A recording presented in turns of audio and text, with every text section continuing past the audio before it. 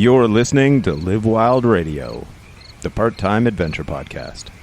Join us as we explore how outdoor adventures build mind, body, and spirit. Welcome back to the only podcast you're ever going to need, Live Wild Radio. That's my FM DJ voice. Ladies and gentlemen, before we get on to today's episode, we have a cool little bonus for you. So if you've been listening to us for a while, you'll hear us put a Great Lakes Gearia promo in every episode. And we say use our promo code for 5% off. But lo and behold, it's 10 now. It's twice as good. Yeah. Right? So really good fitness equipment for twice as much of a discount.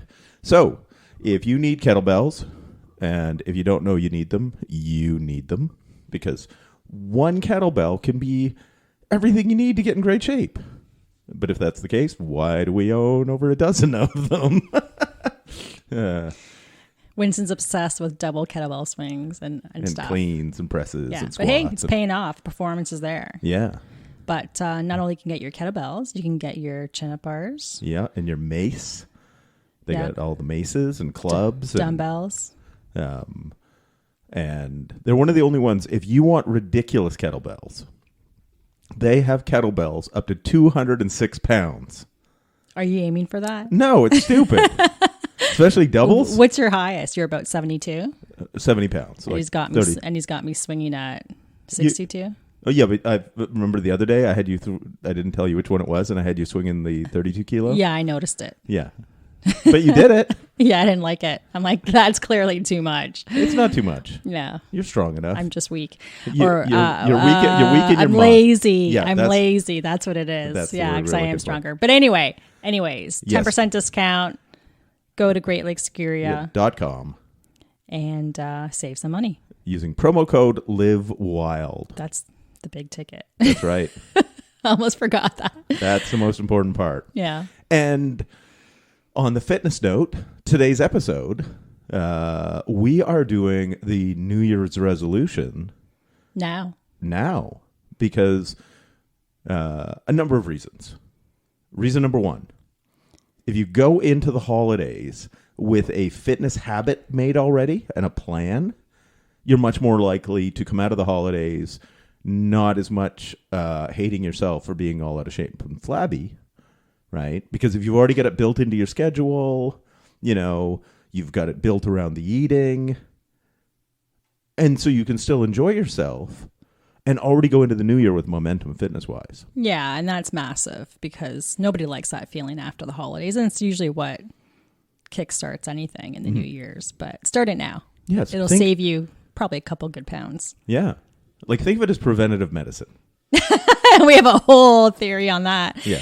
But so motivation is key. And let's just jump right into this. So we want this episode to be our top tips that have made us really successful in getting in great shape. Yeah.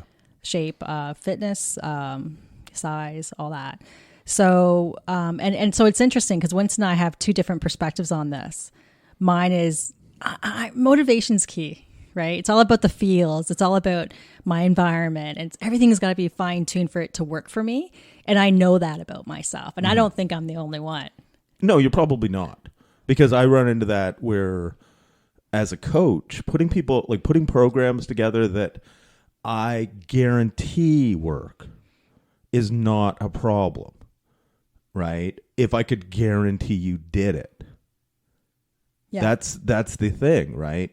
And that's why, if you go on our website, you can find an article called, Live Wild Radio's 10 Fitness Commandments. Mm-hmm. But they're really mine. It's what I've been using for years coaching, right? It's sort of like work. A little, one-liner and then a book to explain each one-liner, right? Because that's me. Each has, a little nugget in it. And then I expand on it, right? And rule number one is it's better to do something than nothing. Because it's better to do 10 minutes a day, right? It's not a perfect program, but it's just 10 minutes a day so that you're developing a habit and a consistency. Because if you're already doing it, down the road, it's easy to add a little more. but getting started doing it consistently, that is the hardest thing I find for people. Right. So, that is my biggest thing is like, don't skip a workout because you don't have enough time. Don't skip a workout because you can't go to the gym. It doesn't have to be perfect. Just do something. Yeah. Like if you were to, set a timer for 10 minutes and alternate doing body weight squats and push-ups. If you did that consistently for a number of years, you'd make some progress. Yeah. Right? You'd get more done in the 10 minutes. Yeah, right? and there's always positive outcomes out of momentum, even if it's a small piece of momentum. But so something better than nothing. It doesn't have to be perfect. Just get going. And you'll find, too, that certain activities also bleed into other areas. You'll think about a little bit more about what you're eating. Yeah. It does, wonders for your mental outlook and dealing with stress. So it's really healthy. But I want to go back to the motivation because I think that's really important. So I think that know what your why is and zero in on that. Is it your clothes are too tight? Is it you've got a fitness challenge or something coming up? Like have a goal, like make sure your motivation's strong. Yeah, and we really get into that thing. And I think the difference between you and I, right? And I think this is sort of the big picture thing. Yeah. You're externally motivated, right? I'm internally motivated. And what that means is like you're, working towards, I want to look better. I want to be fitter. Or, like there's different external motivations to it. Mm-hmm. Whereas I have been doing it long enough. I enjoy the process. Right. I do it because I like it. Like, yeah, and I get that, but I think that this is interesting. When you're not good at something because you've been rusty or you've just fallen off the wagon a bit, it kind of hurts a little bit getting back into it. It kind of sucks. Oh yeah. But and here's another big tip: doing the things that you suck at, you will get the most gains from. Yes. Once you. So that's actually a really good thing to get to the point chase. where there's at least something you don't suck at. Because in the beginning, you tend to suck at everything. Yeah, but you will have the biggest gains then. So that's the biggest benefit out of starting something that you've been doing nothing with for a while or nothing you've never ever done, Yeah. But that motivation piece, I just say that because I've noticed that when I've been most successful, I've had all my support environment dialed in. Like, for example, I'm very social. So I purposely now have tagged some people to go do things with throughout the week. Mm-hmm. I'm not enough anymore. You're not. We live together now. I guess I take you for granted. Yeah. I don't know, but I would come over to work out, and that was sort of an event. Well, you know what? The evening time for me is best because if I've had a busy day of just sitting all day, or it's a stressful day, it's a great way to burn energy. So I really enjoy that versus in the morning. Now I've taken up drumming lessons, so I'm drumming at lunch. But I find that's really key. So that, plus I used to really enjoy going for a walk in my neighborhood and having a coffee and listening to my podcast. So I'm getting some, low level activity, but it's still really, really important, right? Because when you're sedentary all day, and if you're only pulling it out like 1,200 steps, you get my drift. Yeah. Low level activity is still important. So the walking. So all I'm just saying is that when you're looking at making a change in your fitness regimen or nutrition regime, just to really dial in your motivation, understanding what your goals are, and have that front and center, and scheduling it.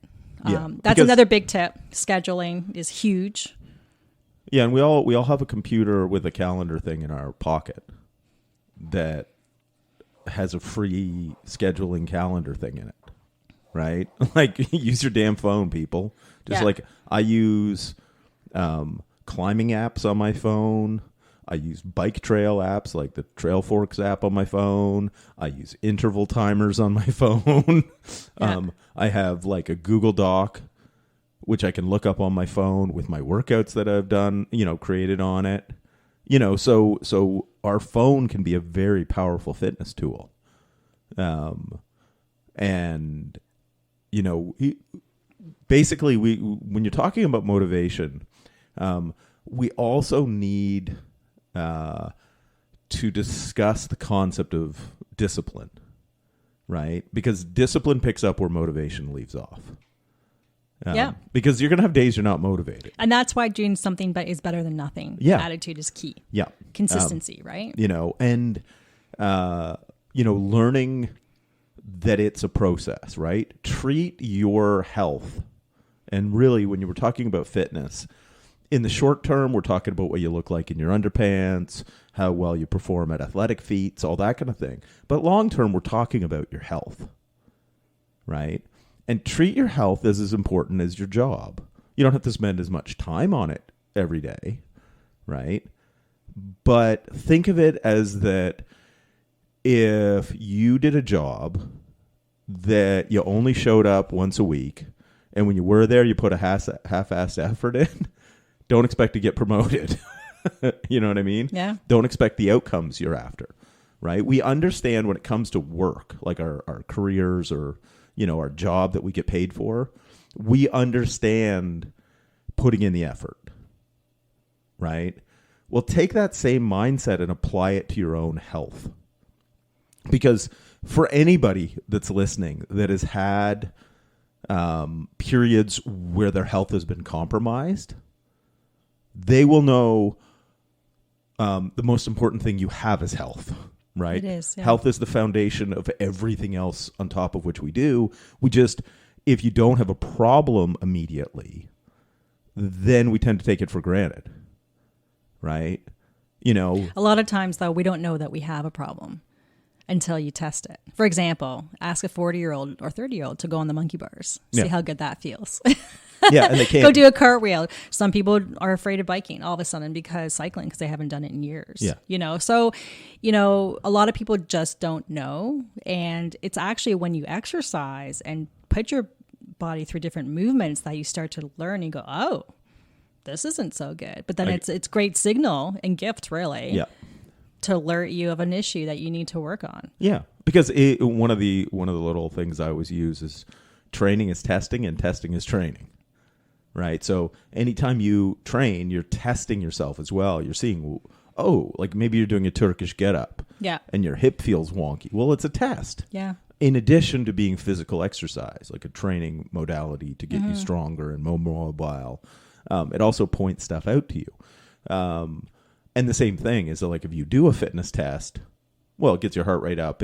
Yeah, and it ends up need to be calculated into your training as well.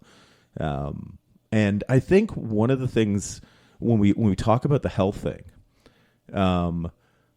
when people's health is degrading, right? And if you're doing nothing about it, exercise, nutrition, sleep, you're doing nothing specific. Right? Like if you don't exercise regularly, because that's the easiest one to talk about here, you're slowly, almost imperceptibly getting in worse shape as the weeks go by and then the years go by. Yeah. But it's only when you reach a tipping point where you can't tie your own shoes or your knees crack getting up from a chair that then you go, oh, shit. Or that you've been sitting too long and getting out of a chair, you feel like everything's cemented. Yeah.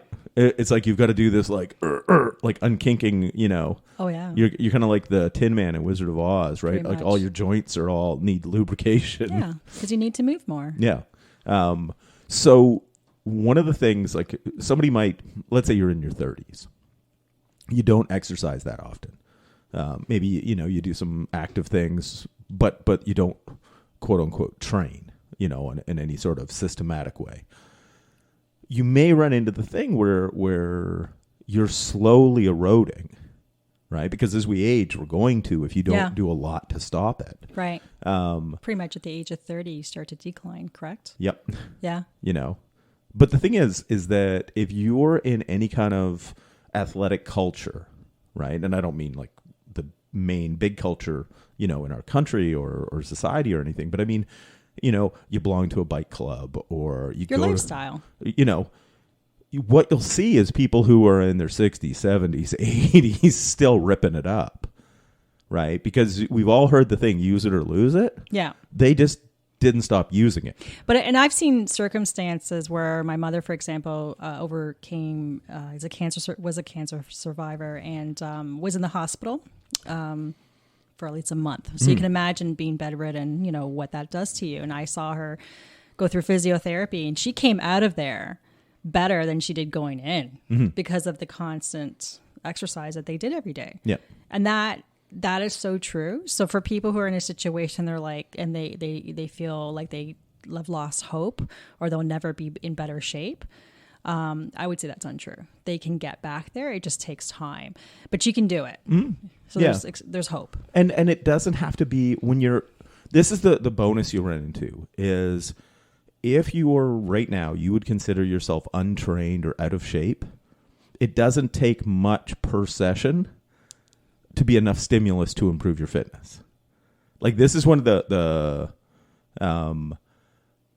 I guess if you want to call it like cruel things of fitness is the better shape you're in, the more work it takes to get in any better shape. Yeah. But if you're untrained or detrained, it doesn't take much to elicit an improvement. Like if we're talking strength training, if you're out of shape, one set of each movement pattern, with a good effort, that's all it takes. Right? Before long, you're going to need 2 and 3. And, over time, it's going to require more volume to elicit that training stimulus. But in the beginning, it doesn't take much. So I think a key thing to keep in mind, and this is one of our other key tips, is to have a plan, right? So follow a plan, an exercise plan, if that's what you're looking at. That's maybe 4 or 6 weeks. And realize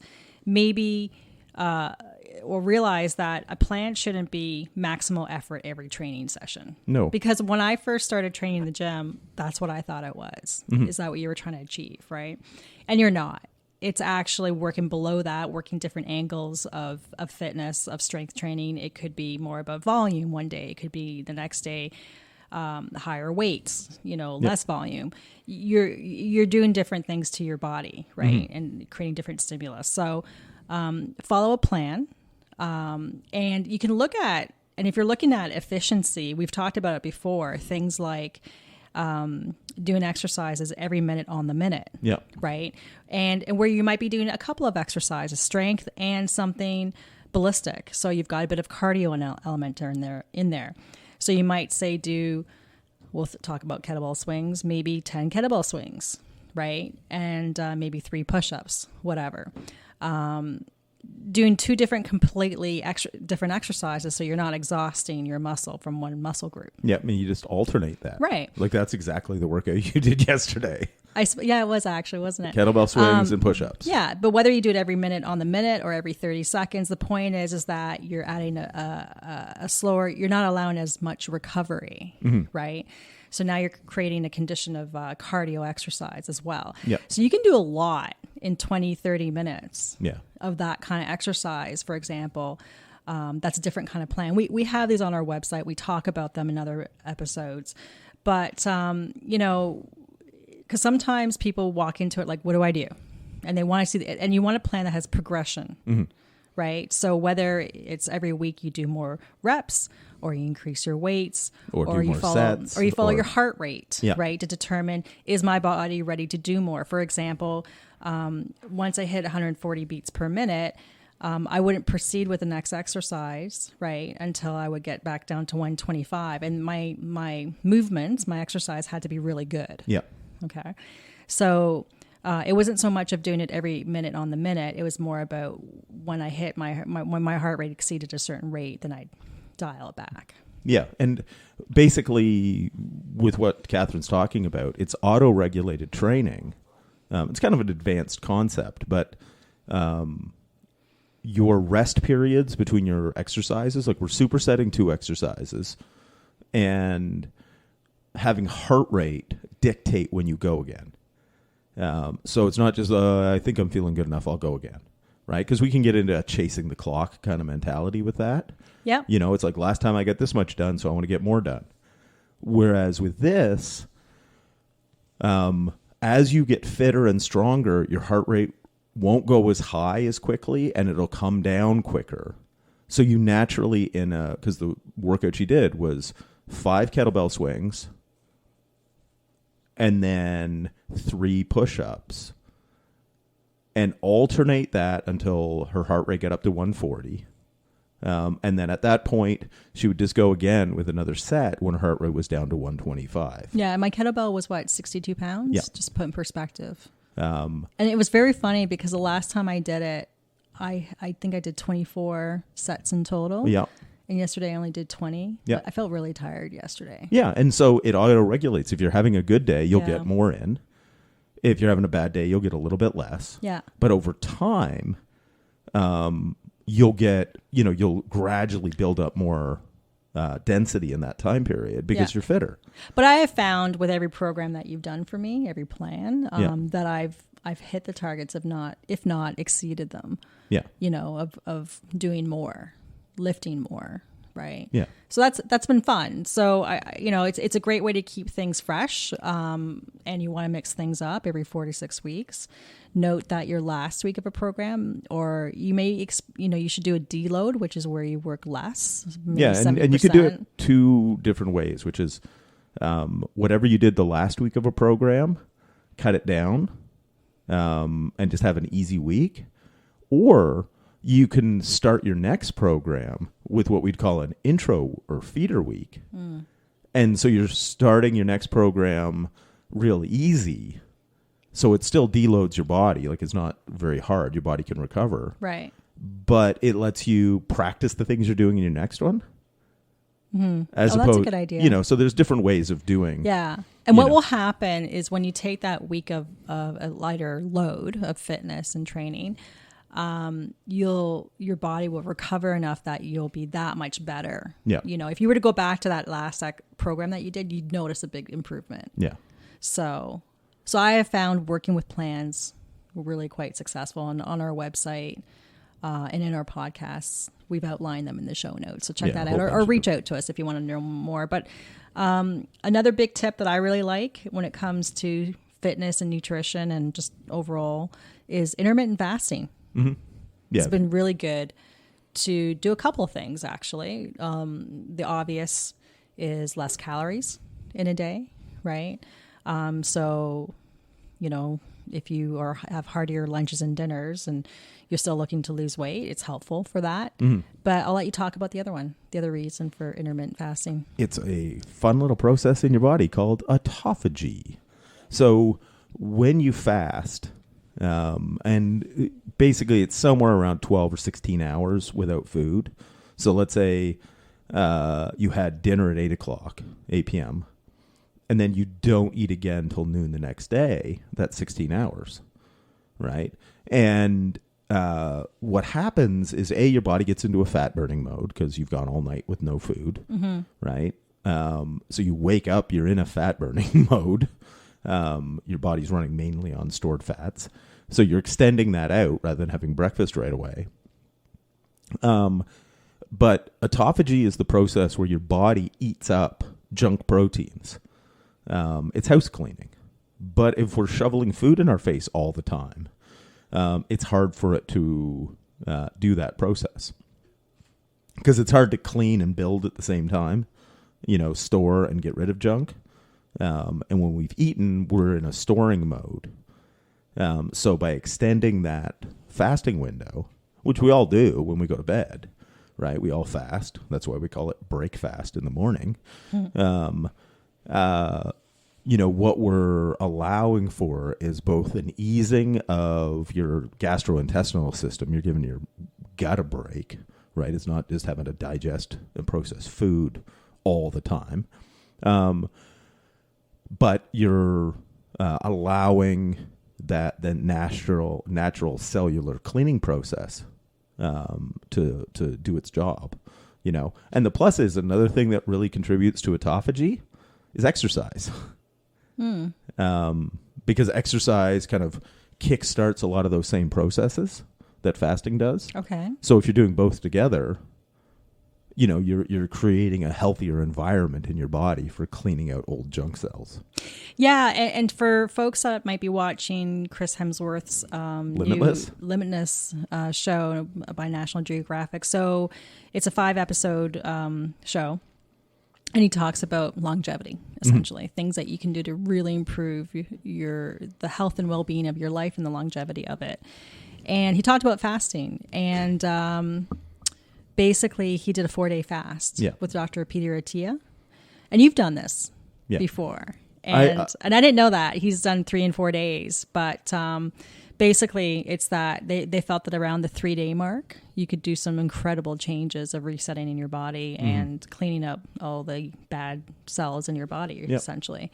And in your brain, it's something that could really make a big difference with Alzheimer's, people who have those genes. And because the thing is, those junk proteins, they accumulate in places, right? And one of them is like plaque in your brain. So basically by sleeping well, right? Adequate amount of sleep, higher quality sleep, that facilitates the whole cleaning process in your body. Yeah. Activity, right? Like exercise facilitates that autophagy. Fasting does. So, what we run into is a number of these different processes. If you start incorporating them in little doses, right, in your life, you'll start to see changes over time. Right. Right. And that's too much, I think, of fitness is focused on buns and guns, and how fast you can, do a 10K. And don't get me wrong, like those things are cool and they're important. But it's those downstream health effects that are going to make your life better in 20 years. Yeah, that's a great segue into, if you were to choose between cardio fitness and strength, we talk about the importance of prioritizing strength. Because strength, there's always a carryover effect in strength training in your cardio. For example.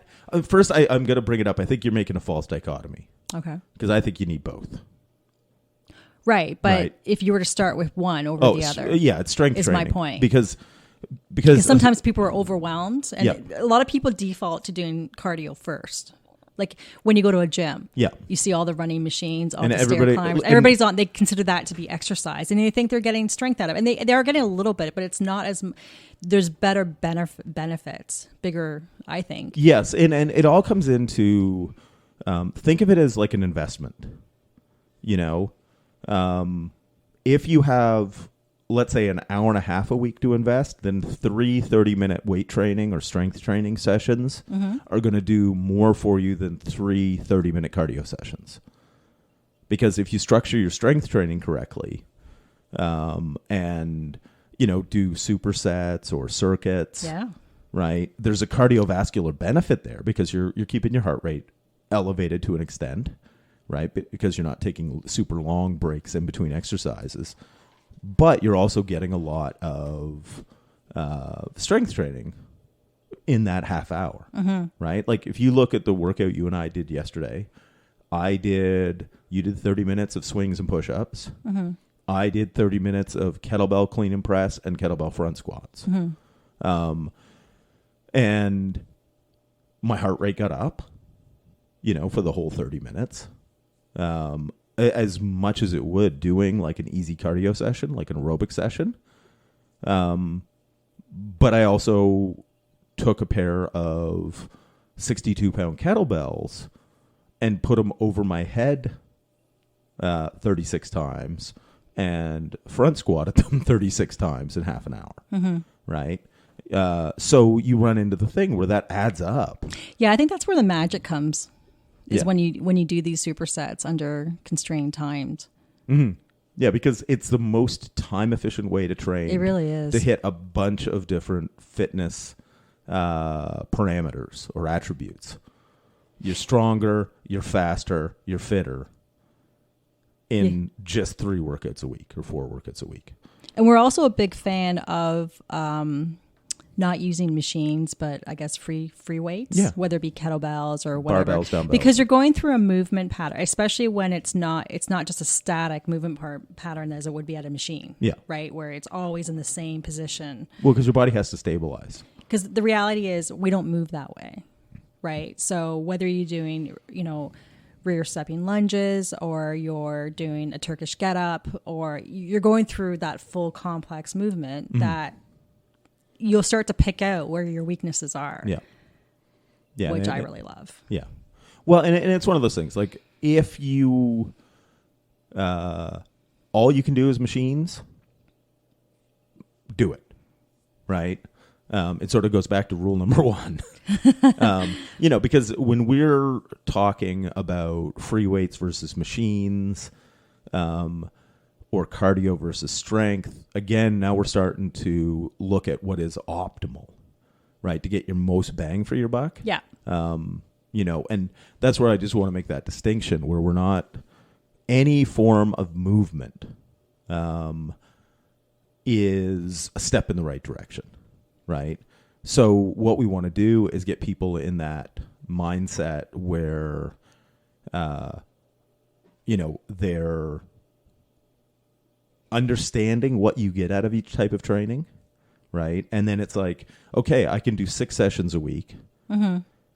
Okay. Well, then we're playing with, a broader canvas than if I've got 3 20 to 30 minute sessions a week. And so, if you're really time limited, then the type of workouts, we're talking about, simple compound movements like deadlifts, kettlebell swings, squats, presses, push-ups, pull-ups, loaded carries. You're going to run into the thing of, because those types of movements involve more muscles, like doing something like a front squat into an overhead press, right? Well, that's using, probably one movement, or it's really 2 pieces, but you do it as one. Mm-hmm. Well, that's going to be using about 2/3 of the muscles in your body. So if you combine that with some sort of pulling and some sort of hip hinge, you now are hitting everything in your body. Right, in 3 movements. This is a good segue into what a lot of different trainers are saying are your key exercises. So there's the hip hinge. Yeah, which is basically a hip predominant. So things like a deadlift, a kettlebell swing, a hip thrust, where it's mostly driven by your butt and hamstrings. Then the next one's a squat. Yeah, which is self-explanatory. Getting up and down off the toilet under load, one leg or 2 legs. And we put lunges into a squat pattern as well, right? So if you do, a split squat, lunges, back squats, front squats, goblet squats, right? They're all hip and knee movement. Which are especially great for hikers, because a lot of the things we do are one-legged as we're moving and under load. Okay, so squat, hip hinge, then your upper body is a push and a pull. Yep. So a push can be push-ups, can be, overhead press, bench press. Yeah. I've got issues with barbell bench press, but we're not going to get into the weeds on that. Yeah. So then a pull could be body rows, pull-ups. Yes, pull-ups. Anything where you're pulling weight towards you. Yeah. Right? Or you towards things. Right? Using all those back muscles. Right? Pretty straightforward. And then the last one is loaded carry. Yeah. So carrying something heavy either in both hands, farmer's carry or suitcase carry. You can even do carries where you bring the dumbbell up to your... rack carries. A rack carry up to your chest. Or hold a sand... or hold something in front of you with your 2 arms, like right? A bear hug carry or a baby carry or a server's carry, right over your head. So there's all different kind of carries you can do to challenge yourself. But these 5 key movements, exercises, is like the foundation for good health. Yeah.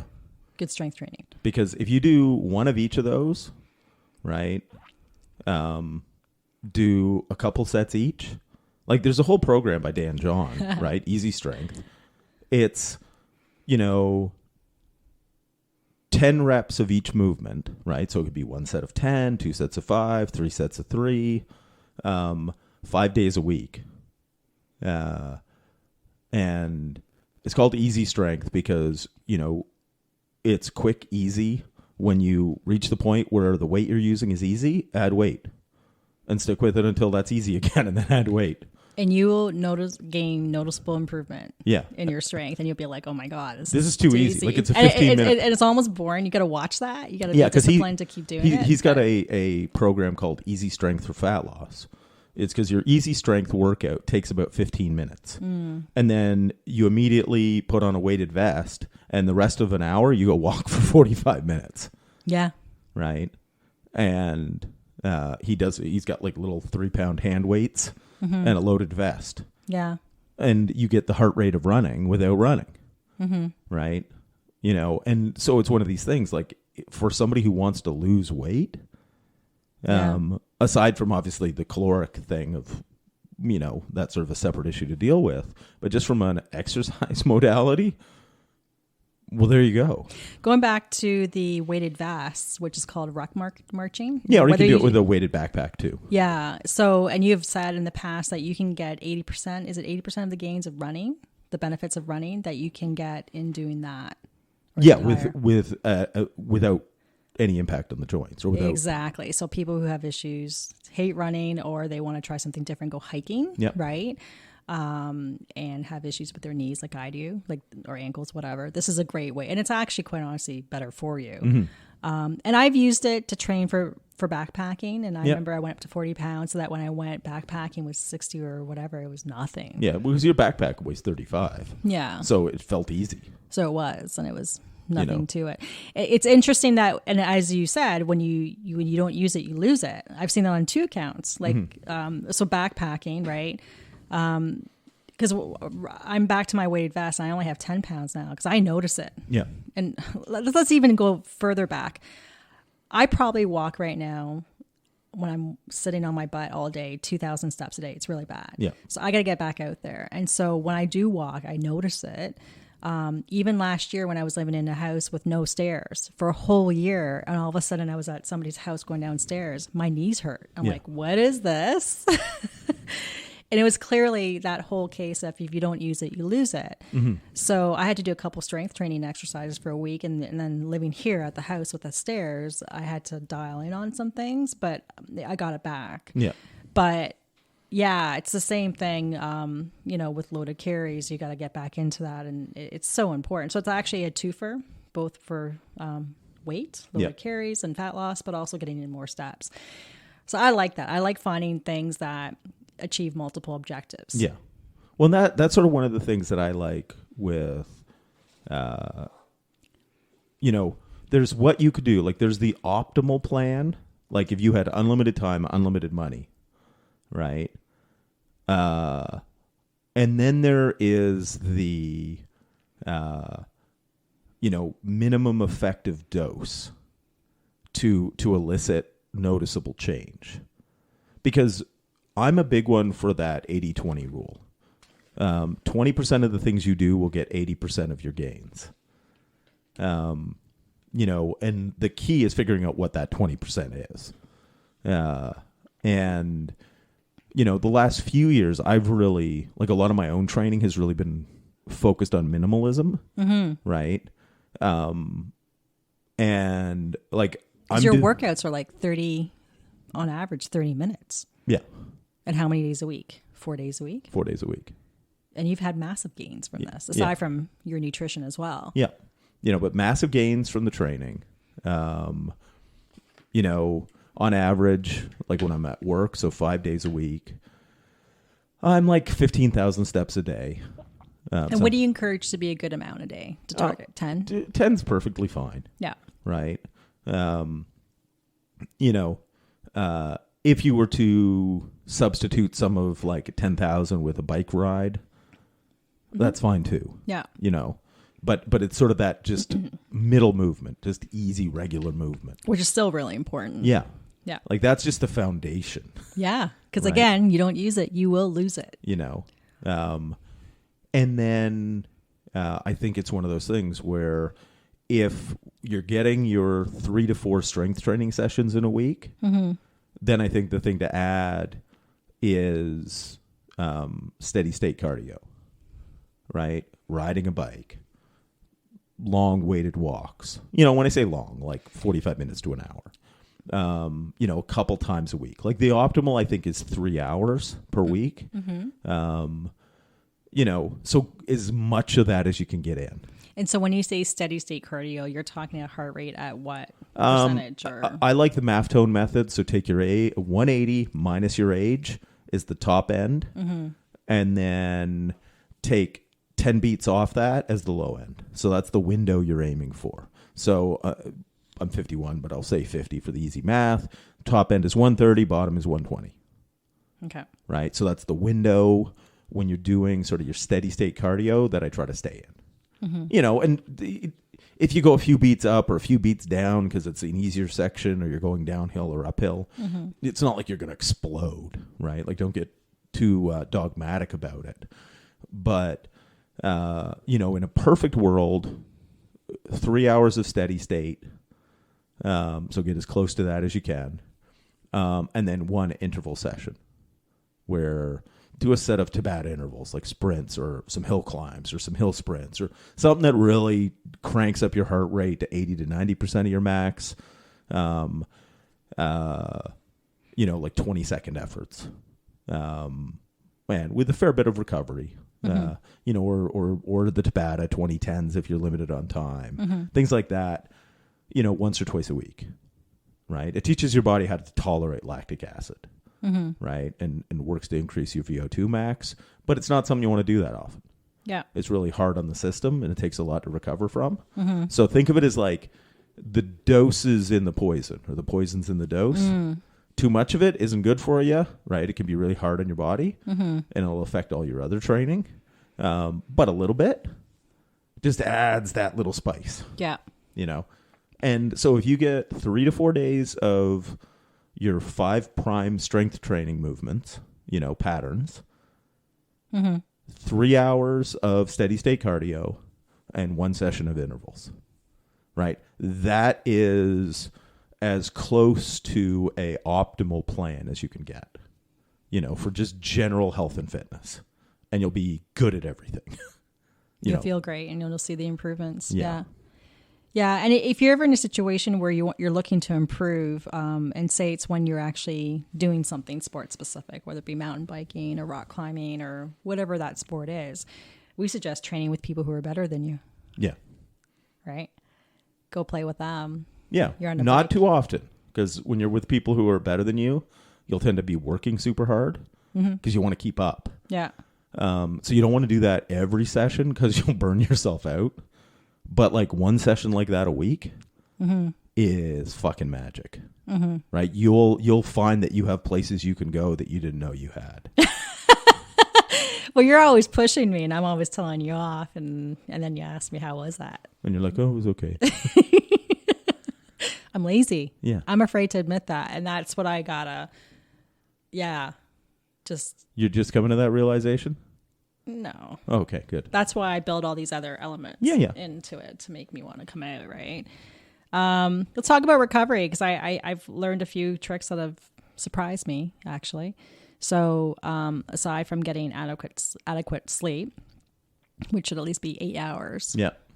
Magnesium and vitamin D, sort of that low-hanging fruit of supplementation. And with magnesium, you can do Epsom salt baths too. Yeah. Which I find works very like magic because of the heat. Yeah. I also found I've got like a whole toolbox here of toys.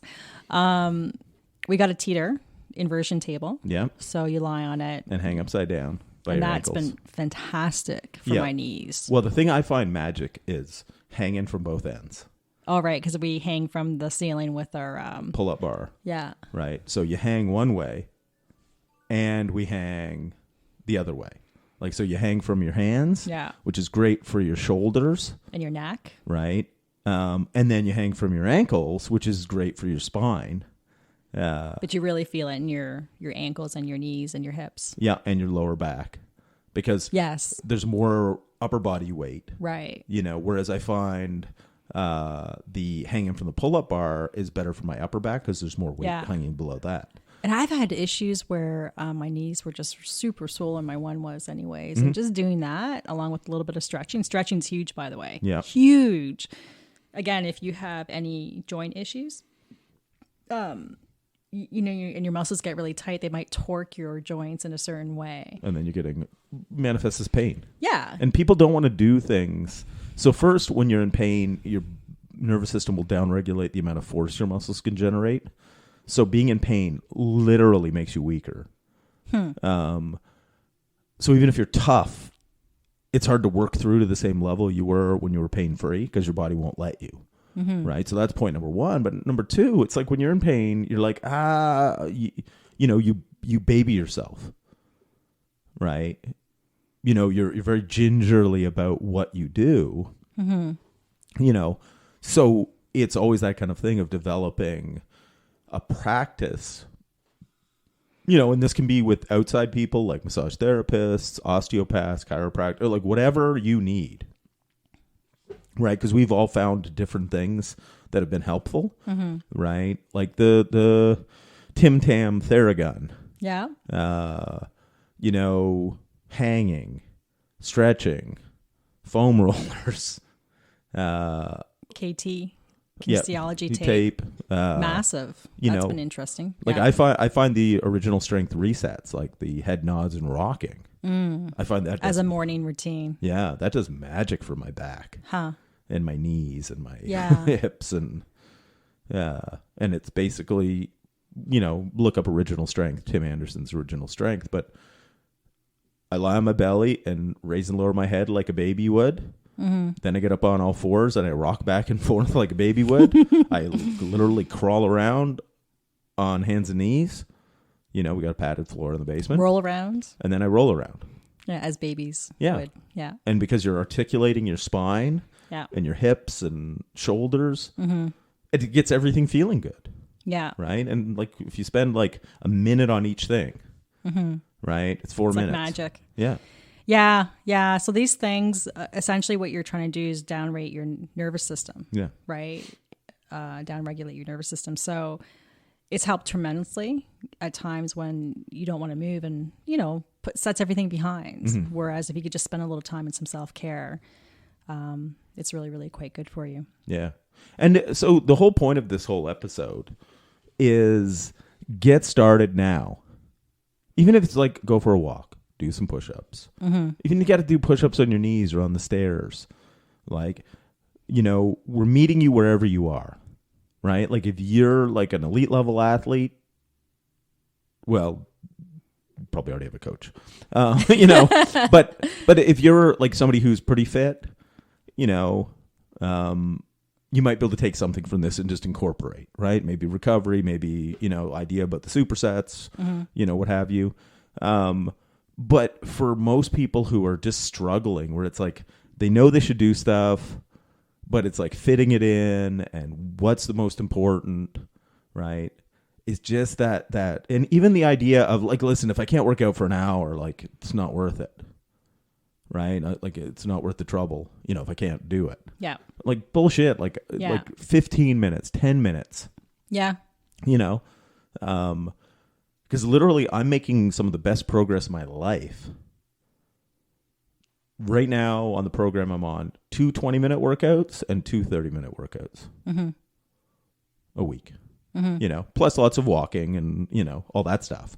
But like actual strength training, cardio-ish. Yeah. It's efficient. Yeah. We get it. We get people who are busy.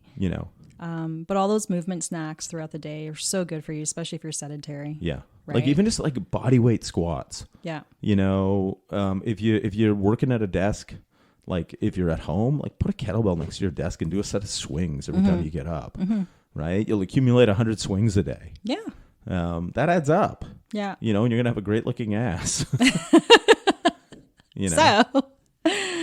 So there you go. If you have any questions, reach out to us. But we just wanted to share with you our top tips that have worked for us, and that we think is some really low hanging fruit with maximal impact. Yeah, big return on investment. All you businessy types, ROI. So that one's important. Yeah. So until next time, don't forget to work hard and play dirty.